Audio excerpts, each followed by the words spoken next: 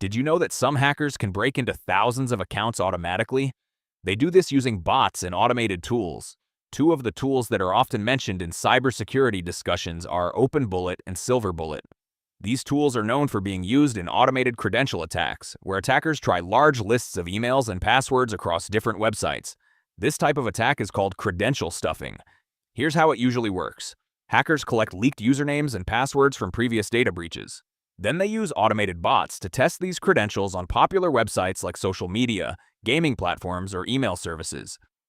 Tools like openbullet or silverbullet can automate this process, allowing attackers to test thousands of logins in minutes. If you reuse the same password across multiple websites, one leaked password could give attackers access to many of your accounts. But there are simple ways to protect yourself. First, never reuse the same password across different platforms. Second, use strong passwords that include letters, numbers, and symbols. Third, enable two-factor authentication, 2FA, on all important accounts. This makes it much harder for automated tools to access your accounts. Fourth, use a password manager to generate and store secure passwords safely. And finally, stay aware of data breaches and update your passwords if a service you use is compromised.